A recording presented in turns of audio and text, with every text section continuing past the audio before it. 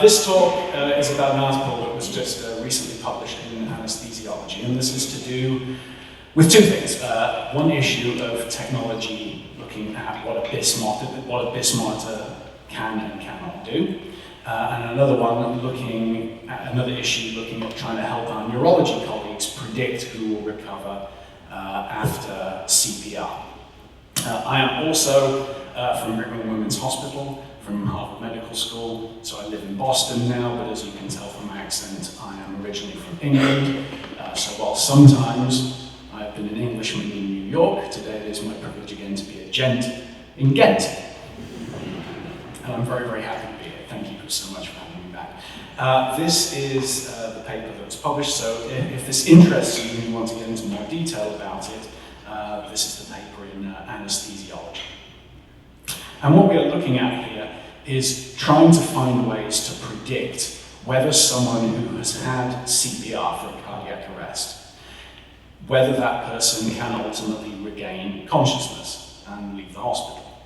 Because if you have someone who's in arrest and you do CPR, it's possible that they may never get back their heart rhythm. So they may never have a return of spontaneous circulation. If that occurs, then that is really no longer an issue for the anesthesiologist. Here we are in an old abbey. Really, at that point, what you require is a priest. But let's assume that we are successful and they do get a cardiac rhythm back. Well, really, at this point, all potential outcomes are on the table. These patients can recover completely and walk out the hospital fundamentally unharmed, or potentially they may never wake up, and then perhaps they go on to organ donation. And the way the numbers break down approximately is if you have a cardiac arrest and resuscitation, usually about 2/3 of the people won't have any sort of form of neurological survival, but about 1/3 of patients will have recovery, at least to the point where they're able to follow commands.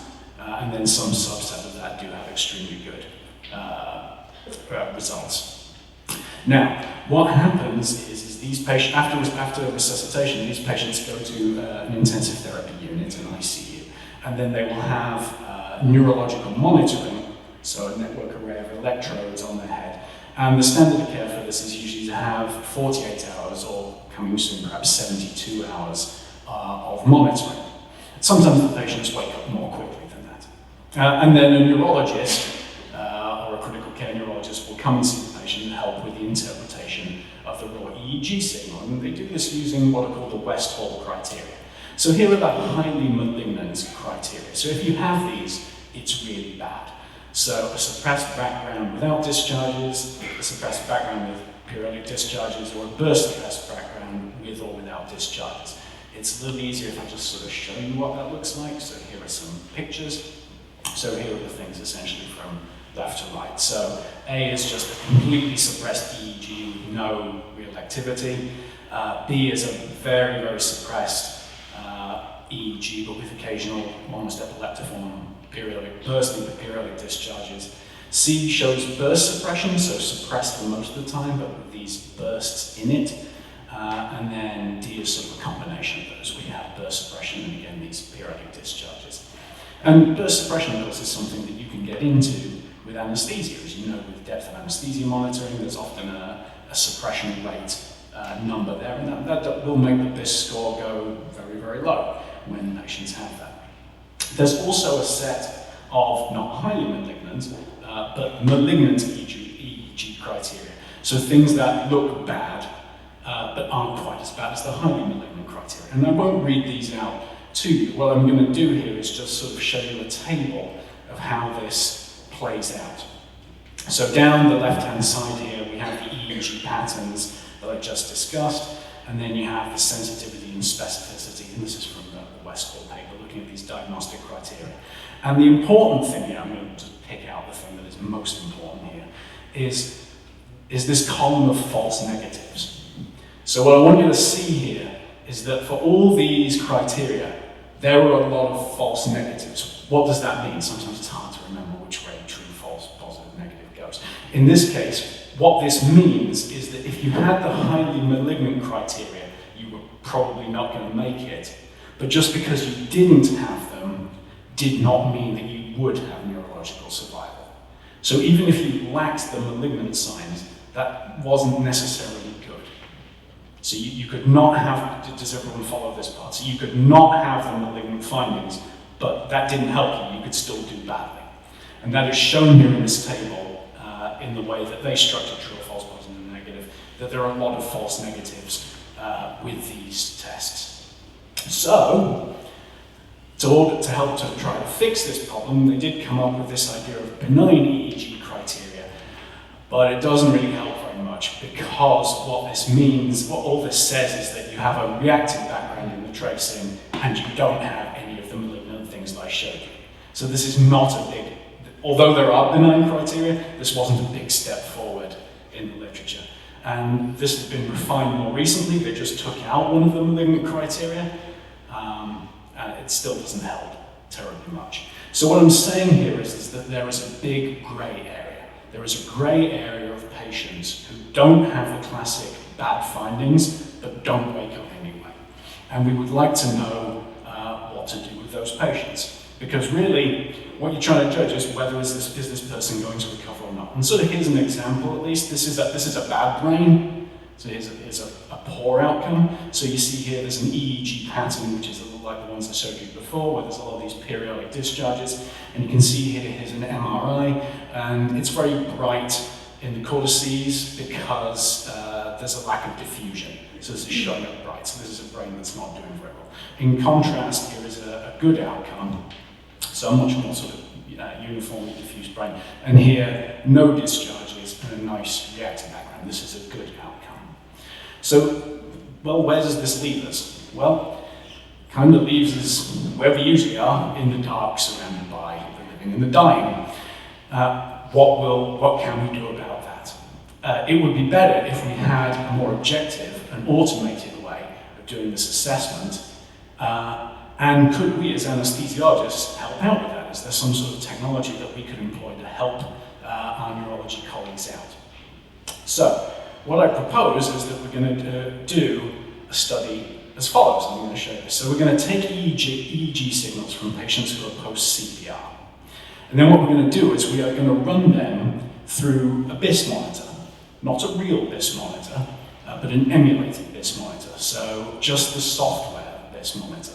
The reason why we're going to do this is because we're not actually going to apply the BIS monitoring strip to the patient. We're going to take the EEG data that's acquired from their ICU monitoring, and we're going to put it into the BIS software so it thinks it's recording live, but actually it's looking at data that we already got.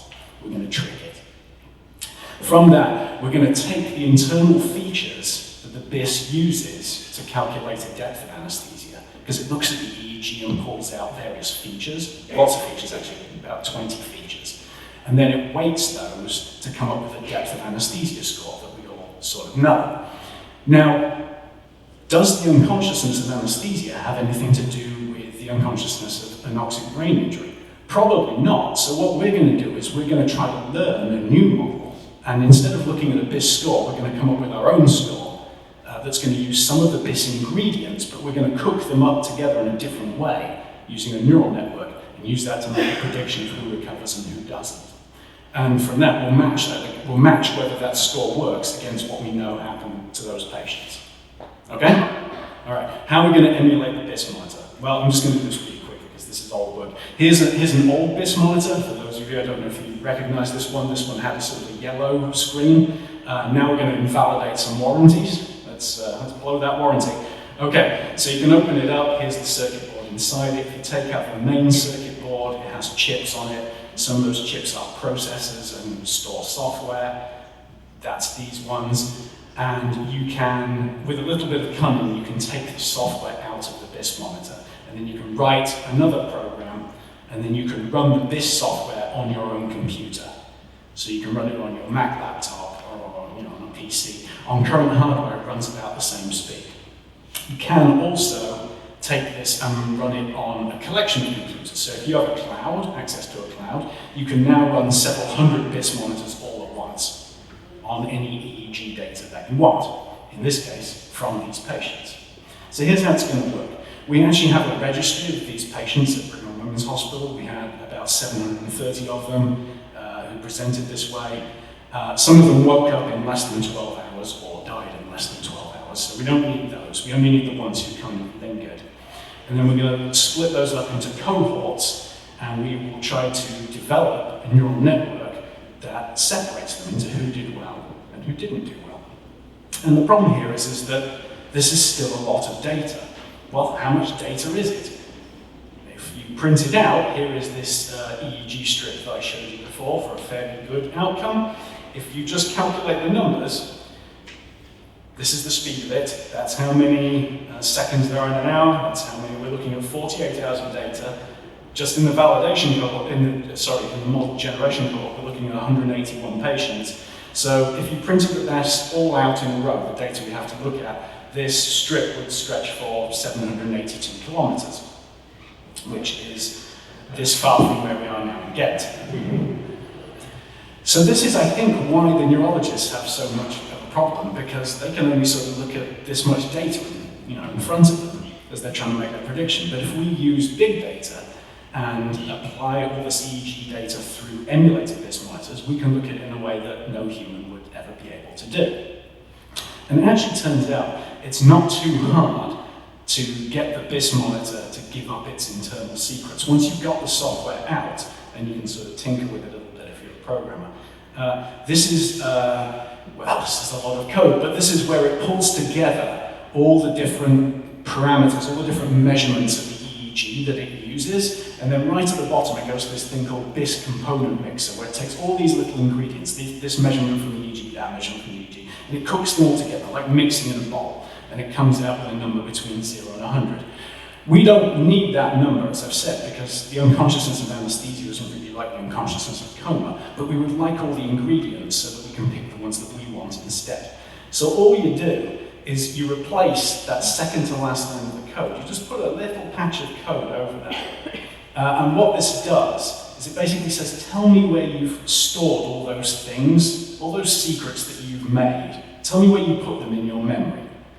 That's that line. Tell me where you put all those secrets. And then in the emulator that runs this code, you just wait for that little bit to get there, and then you just grab them, and you write them to the disk.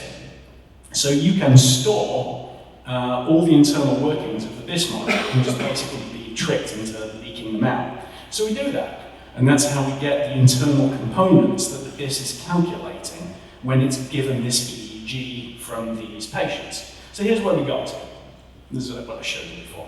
So we have the EEG signals from the patients under observation. We've done the BIS emulation. We're going to show you how you can get the features that the BIS calculates. And now what we're going to do is we're going to make the last step. We're going to do a neural network, and we are going to match the findings in the EEG to whether the patient did well or did not do well. So you can make a neural network like this with 3 layers, and all the little nodes are all talk across to each other, and they all have weights associated with them that can be adjusted to make the neural network perform. And what we're going to do is take the outputs from the emulation, so all the parameters that we calculated over all the 48 hours for all these patients, and we just tell the computer, okay, now you've got that, please think about it, please try to match these emulation outputs to whether the patient actually neurologically survived or not. And you can just grind through that. You can leave that to go in the cloud, and it can try each of the potential outputs in turn. And once it's tried one of them, then you can say, okay, well, try all the pairs. See if it works if you try pairs of things. Because we don't want to use everything. We want to use the minimum number of things that can predict. That's called parsimony. You want to use the fewest things that you can. So we go through that, trying all the combinations and trying to see the simplest thing that gives us the outcome that we want, that is a good prediction.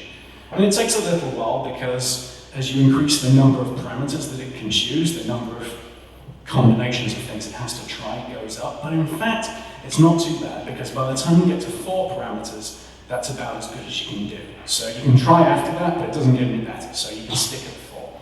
And these are the 4 that it picks. So there's burst suppression, which we sort of already expected was bad. I showed you that right away with the Lynn criteria. That's in the top left. There's the amount of power in the spectrum, which you might understand as being, having a more awake brain is probably good. But the more interesting thing is this mean of the gamma band. So the really high frequencies, 40 to 47 hertz, that are just very, very hard for anyone to pick out with the naked eye looking at a wiggly line. But we can see that now with the BIS monitor, or using these ingredients with the BIS monitor. And that is something that was not previously known to the neurologists. And this does matter, because when you look at how the Westall criteria do versus how we do with this model, we have better sensitivity, which in our definition means that we are better at picking up the patients who can recover. And that gives us a better positive predictive value, because those are and that's what we want. Those are the patients who are lingering, but whose care should not be withdrawn, because potentially they can still recover and be saved. And when we do it this way, in this population, looking at invalidation, we do better in those patients than the standard of care. So it's not the BIS story as you know it, but it's the ideas that went into it, remixed into a new measurement. Tried out so far, just admittedly, in one population of patients at one hospital in one country.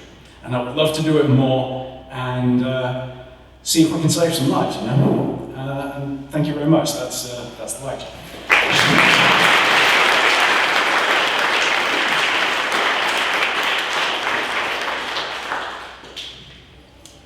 Thank you so much, Chris, for this very interesting talk. Are there any comments or questions from the audience?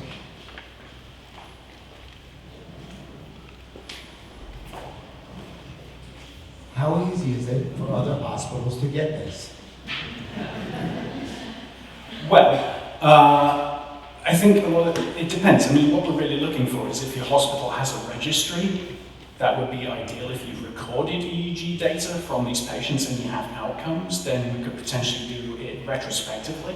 So look at another hospital site, another different medical system, looking backwards, that would be just a records review. And if that's the case, we could do the processing if we could agree how to transfer the EEG data from your institution to ours. Because the analysis is a little sophisticated. I mean, ultimately, everything I've shown you here can be done. And the trick with the BIS monitor was really just deciding to do it and sticking with it until we had its secrets. So there's nothing here that needs millions and millions of dollars. If you have the data, this is potentially an analyzable thing that we could do. It would then be great to do, obviously, a prospective study, which is more complicated. Rick, I guess. You were applying this monitoring to data from conventional EEG. Yes. Do you think it would be possible to use the same algorithm from data you get from a traditional BIS sensor? Yes. Once you have the ability to do this emulation, you can take EEG that was recorded at any time and replay it through a BIS monitor.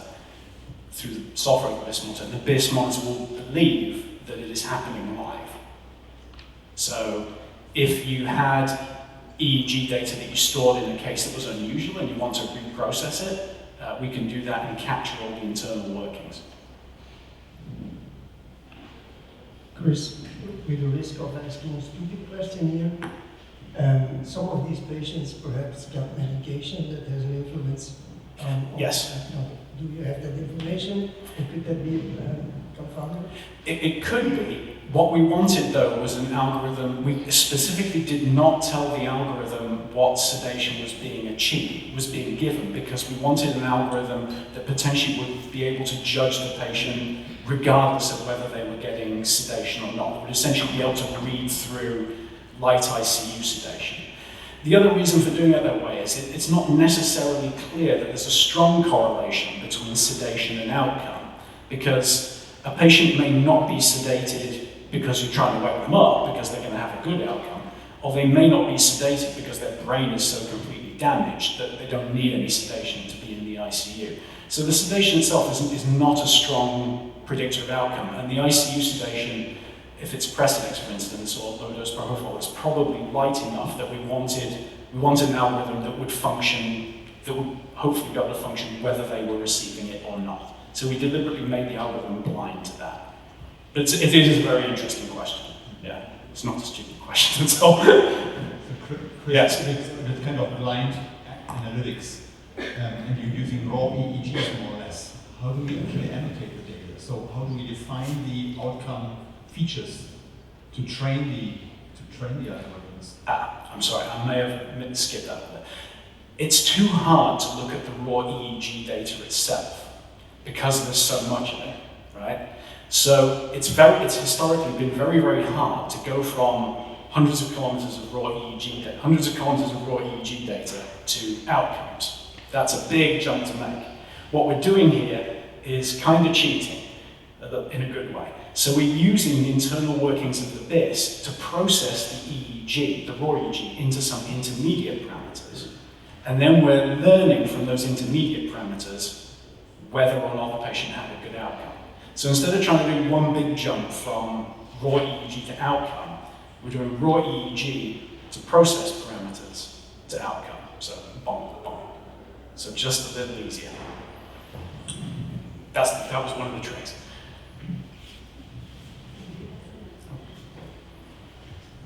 Thank you.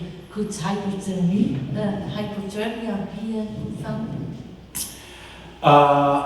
Could it? Yes, we did discuss that. I don't have that in here. We did have that in the, that's in the paper. There is a discussion of that in the paper. And based on the neurology literature, there's some evidence that moderate hypothermia is not necessarily a confounding factor. But we're not explicitly controlled for that, it is true. And there have also been some changes in ICU practice about how much hypothermia and for how long people get. Okay, thank you a lot, Chris, for a fantastic presentation. Thank you.